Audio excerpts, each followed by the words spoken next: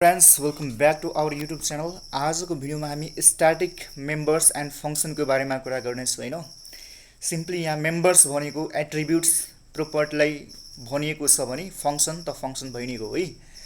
So simply त्यसको concept के हो होइन। फर इक्जाम्पल यो बच्चाहरूको आइडी कार्डहरू छ नि, त्यसमा स्कुलको नेम त सबैमा सेम होला होइन है। सो जब कि सबै स्टुडेन्ट्सको स्कुलको नेम सेम छ भने त्यसको लागि चाहिँ किन न एउटै भेरिएबल लिँदैन क्या है। एउटै भेरिएबल लिँदैन होइन, भेरिएबलको पनि एउटै कपी लिँदैन है, जसले गर्दा मेमोरी पनि कम खर्च हुने भयो अनि रिपिट हुने पनि कम चान्स भयो, कोडको लेन्थ पनि कम हुने भयो होइन। त्यस्तै कि यो काउन्टर हेर्नुहोस् न, एउटा अप्सन के छ कि सबैको हातमा चाहिँ टोकन सिस्टम छ 1 2 3 भनेर, अर्को चाहिँ डिजिटल काउन्टर लगाइदिएको छ है।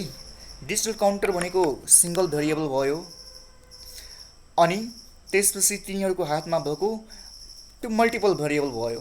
कुन चाहिँ इजी हुन्छ, कुन म्यानेज गर्न इजी हुन्छ? पक्कै पनि सिङ्गल काउन्टर इजी हुन्छ होइन। त्यस्तै हाम्रो स्ट्याटिक डेटा भनेको के हो त? स्ट्याटिक डेटा भनेको के हो त? हामी एक ठाउँमा चाहिँ भेरिएबल डिफाइन गर्छौँ होइन क्लासभित्र, अनि त्यसलाई चाहिँ सबै अब्जेक्टले युज गर्न मिल्छ है। त्यसलाई सबै यो अब्जेक्टले युज गर्न मिल्छ। ओके, गफ चाहिँ धेरै भयो। अब रियलमा चाहिँ कसरी काम गर्ने त त्यो चाहिँ हेरिदिउँ।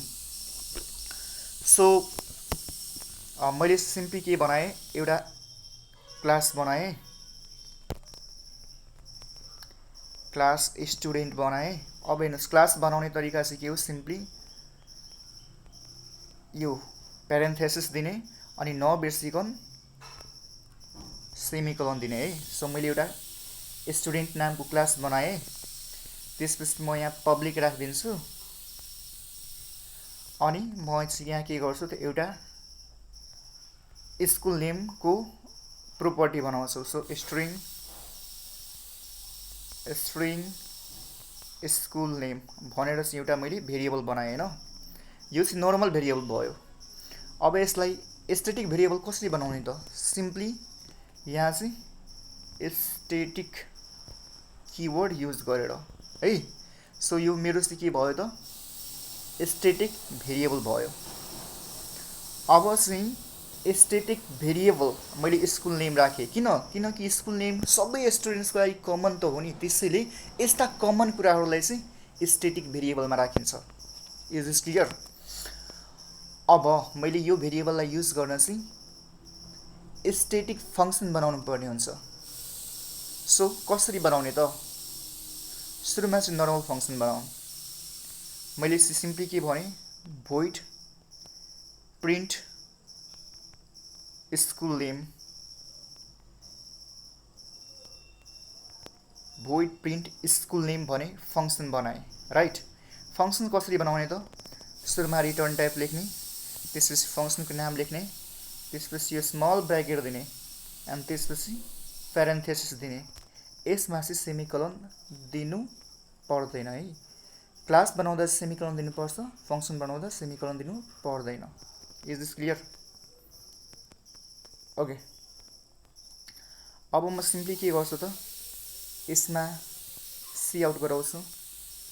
सी आउट सिम्पली के गराउँछु त, माथिको भेरिएबल सी आउट गराउँछु। के हो माथिको भेरिएबल? School name. सो म चाहिँ स्कुल नेम भनेर चाहिँ के गराउँछु त, प्रिन्ट गराउँछु। ओके, यति चाहिँ क्लियर भयो। यो चाहिँ मेरो नर्मल फङ्सन हो है। अब यसलाई मैले स्ट्याटिक फङ्सन बनाउन के गर्नुपर्ने? अगेन स्ट्याटिक किवर्ड लगाइदिनुपर्ने। सिम्पल छ होइन र? अब चाहिँ गर्नु चाहिँ के पर्ने हुन्छ है, यो नर्मल भेरिएबल भएको भए हामी के गर्थ्यौँ होला त? यहाँ चाहिँ पहिला स्टुडेन्टको अब्जेक्ट बनाउँथ्यौँ होला, स्टुडेन्ट डट s1 भनेर अब्जेक्ट बनाउँथ्यौँ होला, अनि त्यसपछि s1 डट मानौँ कि त्यो भेरिएबलको नाम यानि कि स्कुल नेम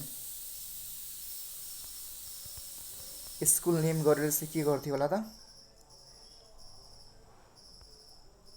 हामी एबीसी स्कुल लेख्थ्यौँ होला हैन एबीसी स्कुल लेख्थ्यौँ होला राइट तर यहाँ चाहिँ त्यस्तो गर्नु पर्दैन है यहाँ चाहिँ त्यस्तो गर्नु पर्दैन गर्नु चाहिँ के पर्छ भन्नुपर्दा यो सबै अब्जेक्टको लागि चाहिँ एकैचोटि बनाउनु परेकोले हामी यस्तो भ्यालु पनि इनिसियलाइज गर्नुपर्दा चाहिँ के गर्छु त यहाँ क्लास यहाँ सकियो हैन क्लासभन्दा बाहिर चाहिँ हामी यसको भ्यालु इनिसियलाइज गर्छु है त्यो पनि कसरी गर्नुपर्छ त सबभन्दा पहिला फर इक्जाम्पल यो जुन छ नि हैन यो ठ्याक्कै म कपी गर्छु ल कपी गरिदिउँ न स्ट्याटिक स्ट्रिङ स्कुल नेम भयो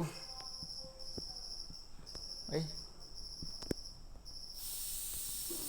यहाँ चाहिँ स्ट्याटिक हटाइदिनु एकछिनको लागि है अनि स्ट्रिङ स्कुल नेम मैले कपी गरेँ अब चाहिँ के गर्नुपर्ने हुन्छ जब पनि हामी भेरिएबल र स्ट्याटिक भेरिएबल र स्ट्याटिक फङ्सन जब चाहिँ हामी युज गर्छौँ नि हामी के गर्थ्यौँ पहिलाको केसमा चाहिँ के गर्थ्यौँ भेरिएबलहरू युज गर्दा अब्जेक्टलाई युज गर्थ्यौँ अब्जेक्ट र त्यसपछि डट अपरेटर युज गर्थ्यौँ यहाँ चाहिँ हामीले के गर्नुपर्छ स्ट्रिङ पछि है हामीले क्लासको नाम लेख्नुपर्ने हुन्छ क्लासको नाम चाहिँ के हो स्टुडेन्ट हो स्टुडेन्ट अनि यो दुईटा कलन राख्नुपर्ने हुन्छ अनि बल्ल यहाँ इनिसियलाइज गर्नुपर्ने हुन्छ मैले चाहिँ के भने सिम्पली एबीसी स्कुल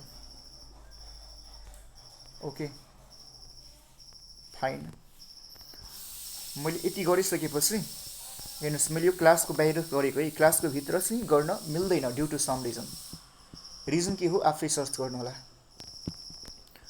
अब चाहिँ मैले यो फङ्सन युज गर्नुपर्ने हुन्छ अब फङ्सनलाई चाहिँ कल गर्नु यो मेन फङ्सनमा कसरी कल गर्ने त सो सिम्पली इन केस हामीले नर्मल फङ्सनलाई कल गर्नुपर्दा कसरी गर्थ्यौँ त पहिला अब्जेक्टको नाम लेख्थ्यौँ होला S1 अब्जेक्टको नाम लेख्थ्यौँ होला डट अपरेटर लेख्थ्यौँ होला अनि यो प्रिन्ट स्कुल नेम भनेर चाहिँ हामी लेख्थ्यौँ होला फङ्सनको नाम लेख्थ्यौँ होला यसरी हो कल गर्ने नर्मल फङ्सनको केसमा हैन तर हामीले स्ट्याटिक फङ्सनको केसमा चाहिँ कसरी कल गर्नुपर्छ त क्लासको नाम युज गरेर कल गर्नुपर्छ यो दुवै चाहिँ कमेन्ट गरिदिए है नझुक्किनु होला हामीले कसरी कल गर्नुपर्छ त पहिला क्लासको नाम स्टुडेन्ट त्यसपछि दुईटा कलन अनि बल्ल चाहिँ के गर्ने त प्रिन्ट स्कुल नेम भनेर चाहिँ फङ्सन कल गर्ने प्रिन्ट स्कुल नेम भनेर फङ्सन कल गर्ने ओके अब यसलाई रन गराउँदा हेरौँ के हुन्छ यसलाई रन गराउँदा चाहिँ एक दुईटा इरोर छ 157 मा चाहिँ त्यसलाई हटाइदिउँ 157 मा चाहिँ यो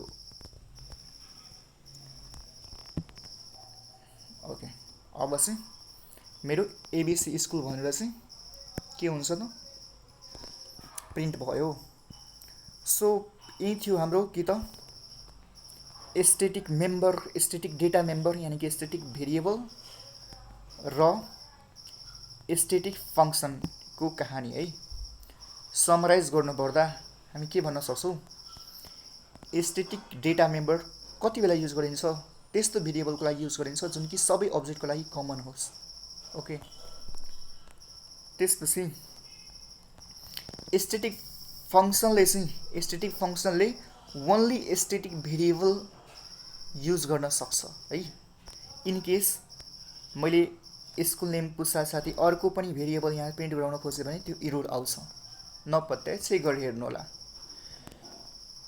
त्यसपछि अर्को कुरा के थाहा पायौँ कि हामी स्ट्याटिक डेटा मेम्बरको भ्यालु इनिसियलाइज गर्दा क्लासभित्र गर्न पाइँदैन क्लास बाहिर गर्नुपर्ने हुन्छ क्लास बाहिर गर्नुपर्दा चाहिँ हामी कसरी गर्छौँ त यो जुन हाम्रो डेटा मेम्बर हुन्छ नि अथवा एट्रिब्युट हुन्छ नि त्यसमा चाहिँ हामी क्लासको नाम युज गरेर यस्तो दुईटा कलन लगाएर क्लासको नाम युज गर्नुपर्ने हुन्छ तर यो स्ट्रिङ पछि यानी कि डेटा टाइप पछि है